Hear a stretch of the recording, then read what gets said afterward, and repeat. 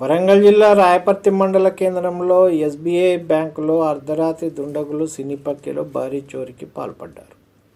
పోలీసులు తెలిపిన వివరాల ప్రకారం బ్యాంకు వద్ద కాపలాదారు లేకపోవడాన్ని గమనించిన దుండగులు ముందుగా అలారం తీగలను కత్తిరించారు.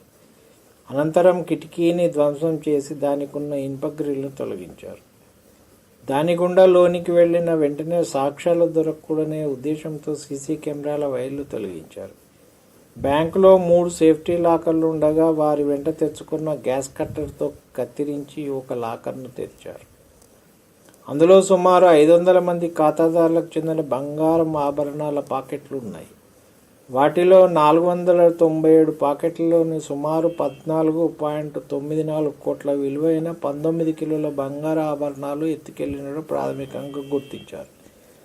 దొంగలు చివరగా వెళ్లే ముందు సీసీ కెమెరాల హార్డ్ డిస్క్ను సైతం దొంగిలించారు. లాకర్ తెరిచేందుకు వినియోగించిన గ్యాస్ కట్టర్ను మాత్రం అక్కడే వదిలి వెళ్లారు.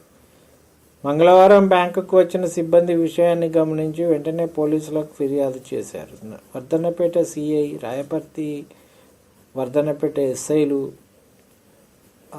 ఘటనా స్థలానికి చేరుకొని పరిశీలించారు. చోరీ గురించి తెలుసుకొని పలువురు ఖాతాదారులు ఆందోళనతో బ్యాంకు వద్దకు రాగా నష్టం జరగకుండా చూస్తామని బ్యాంక్ అధికారులు నచ్చజెప్పి పంపారు. బ్యాంక్ అధికారుల ఫిర్యాదు మేరకు కేసు నమోదు చేసి విచారణ చేపట్టామని, అపహరణకు గురైన సొత్తు వివరాలు పూర్తిగా తెలియాల్సి ఉందని సిఐ తెలిపారు. మంగళవారం రాత్రి వెస్ట్ జోన్ డీసీపీ రాజమ్మ బ్యాంకుకు చేరుకొని పరిశీలించారు.